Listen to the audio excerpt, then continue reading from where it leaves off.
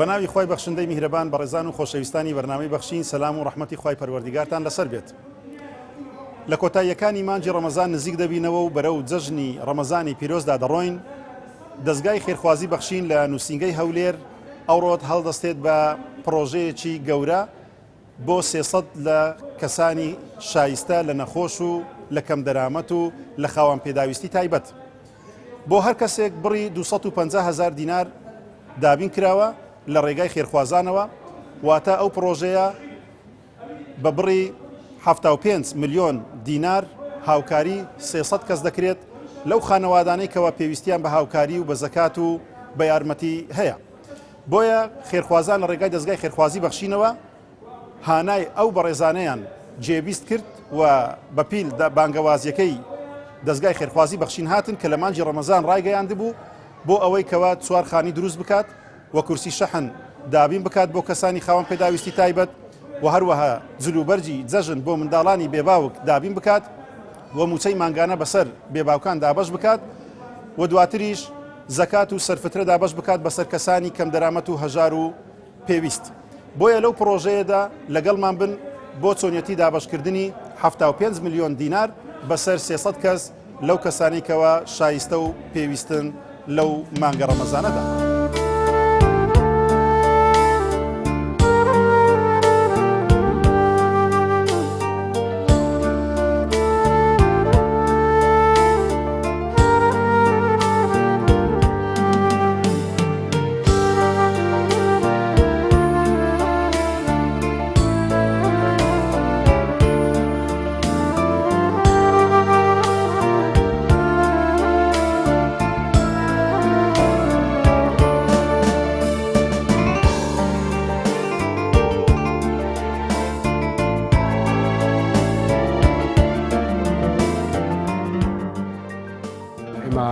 وەکو کەماندامانی شاری هەولێر زۆر سوپاسی دەستگای بەخشین دەکەین کە ئەمڕۆ بەشێک لە کەماندامانی بەسەر کردەوە ئەو کۆمەڵێکە لە گەرمانی کەماندامان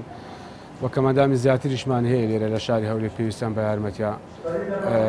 هیواداری لە داهاتوو لە هەموو لایەکەوە دەستی هاوکاریان بۆ درێژکەن. زۆر سوپاسان دەکەین کە ئەوڕۆ ئەو کۆمەڵە کەماندامی لە گەرمامون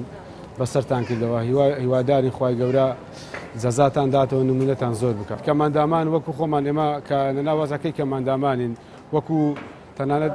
تەعەدەک برێ وەکو نوێنەری کەماندامان ئێستا دەردەکەوین. ئێمە ئاگاداری وەزع ژیانی مادی کەماندامانین چونکە کەماندامان نەک لە 250,000 بڕوا بکە 20,000 بۆوان زۆرە چکەوان ناتوانین هیچ کار و کەسابەتێک بکەن. هەیە موچەیەکی 150,000 یان بەشەکیان لەیان کەم بووتە 100,000 هەندێکیان بڕایە موچەکەیان هەنەمایە. هیوای سەرکەوتن بۆ دەستگای بەخشین دەخوازم. هیوادارم نمونەیان زۆر بێ، بەڕاستی کارێکی جوان دەکەن. نمونەیان زۆر بێ، نمونەی خەمخۆرینە بۆ خەڵکی چەساوە و کەمەندام و خەڵکی فەقیر. هیوادارم سەرکەوتوو بن، هیوادارم نمونەیان زۆر بێ. خوای گەورە جەزای بەخێریان داتەوە یا ڕەبی. جێگە لە بەخێرخوازان نەبێ بخوای ناتانم یارمەتی بکەم. خوای هەفتەی ڕەمەزانێ هینامەوە لە خەستخانەی وەرەقەی فەحسیاندامە گوتی بە عیادەی فەحسی بکە نەمتانی بکەم. 10 ڕۆژ زیاتر ئەم وەرەقەی فەحسیم لە مارێ بوو. وڵای زۆر مەمنونیانم هەم سارێ ئەو یارمەتیمان دەدەن زۆر مەمنونیانم. ئەو کەسە ئەو خێرەشی کردیا زۆر مەمنونی ویشین. یارمەتی ئەو نەخۆشانە دەدا زۆر پێویستیان پێیە. خاستن نەخۆشێنانەکەلی ئەوان دێن خۆشێنانەکەلی مەسرفیان گەلە گرانە. ئەو 5 سارە بەستان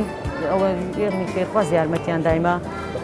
مەسرفی ئەو نەخۆشەم پێ کردیا ئەگەنا نەمبووە.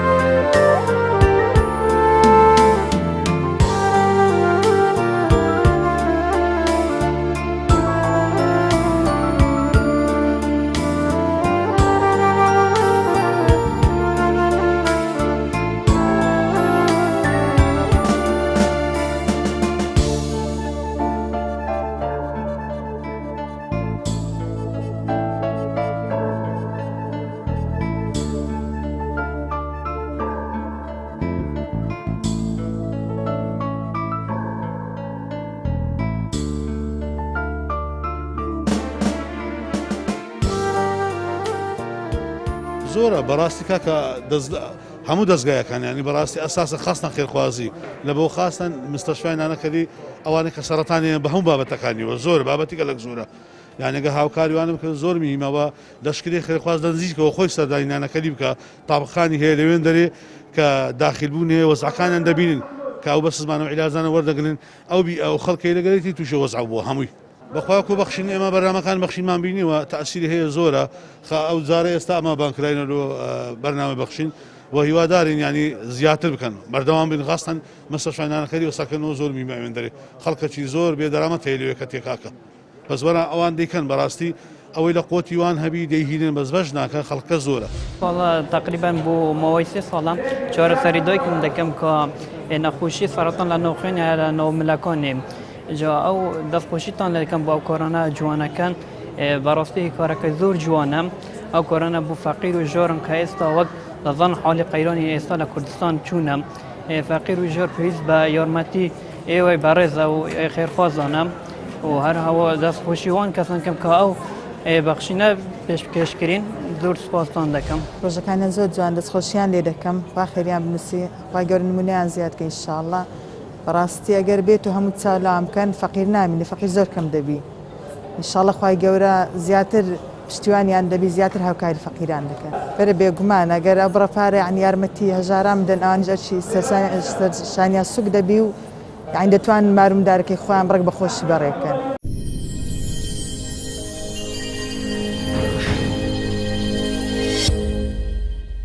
بەناوی خۆی گەورە و میهرەبان دەستگای خێرخوازی بەخشین بە بۆنەی مانجی ڕەمەزانی پیرۆزەوە کۆمەڵێک پرۆژەی خستە بواری جێبەجێکردن بەوەی بتوانێت خزمەت بە تەواوی چین و توێژەکان بکات لە هەرێمی کوردستان دیارێکە لە پرۆژەکان هاوکاریکردنی خەڵکی هەژار و نەدار بوو دیارە ئەمڕۆکە ئێمەش وەکو نووسینگەی هەولێر کە لە کۆتا ڕۆژەکانی مانجی ڕەمەزانی پیرۆزداین ئەمڕۆ گەورەترین پرۆژەمان کۆتایی پێهینا کە هاوکاریکردنی 300 لە نەخۆشانی شێرپەنجە و هەروە نەخۆشانی غەستی گورچی لە وەک خاوەن پێداسی تایبەت و وە کۆمەڵێک لە خەڵکی هەژار و کەم دەرامەت ئەمڕۆ ئێمە 300 کەسەمان هاوکاری کرد بە بڕی 75 میلیۆن دینار دیارە بۆ هەر کەسێک ئێمە 250,000 دینارمان بۆ ئامادە کردو و پێماندان بۆ خێزانەنا بۆیە لێرەوە بەڕاستی ئێمە دەمەوێت سوپاسی تەواوی خێرخوازان بکەم بەگشتی لە هەموو کوردستان ئەو پرۆژانەی دەستگای خێرخوازی بەخشین ساڵانە کە ڕای دەگەێنێت خێرخوازان کۆمەک و یارمەتی و هاکاری و زەکاتەکانیان دەگەێنن بە دەستگای خێرخوازی بەخشین و پاشان دەستگای خێرخوازی بەخشین لە ڕێی پرۆژەکانیەوە کۆمەک و یارمەتی ئەو چینە خەڵکەی پێدەداتن کە لە نووسینگەکان و لە شارەکانی تر جێبەجێیان دەکات بۆیە لێرەوە ئێمە سوپاسی تەواوی خێرخوازان دەکەین دووبارە هەرەوەندە دەڵێنەوە کە خێرخوازان بەڕاستی بوونە هۆیەوەی کە دەستگای خێرخوازی بەخشین بە زیادەوە بتوانانی پرۆژەکانی جێبەجێ بکە ئەو پرۆژانەی ئێمە کە ڕەمەگەیان بوو دەتوانم بڵێم دوو بەرامبەر ئێمە توانیمان جێبەجێ بکەین و بە دەیان و بە سەدان و هەزاران کەس لە هەرێمی کوردستان لە هەموو چین و توێژەکان بتوانین دڵخۆش بکەین.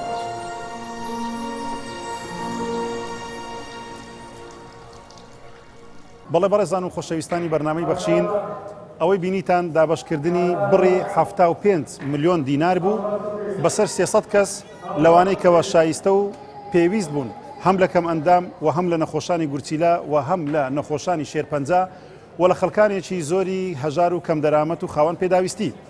بۆیە لێرەوە ئێمە دووبارە و سێبارە سوپاسی خێرخوازان دەکەین کەەوە بەڕاستی لە پرۆژەیەکی ئاوا گەورەدا هاوکاری و دەستگیرۆیی ئەو خەڵکانەیان کرد بۆیە دووبارە و سێبارە سوپاس بۆ هەموو لایەک و سوپاس بۆ خوای پەروەردیگار کەەوە پرۆژەکان بە سەرکەوتوی کۆتاییان پێهات تاوەکو لە بەرنمەیەکی تر و لە پرۆژە و لە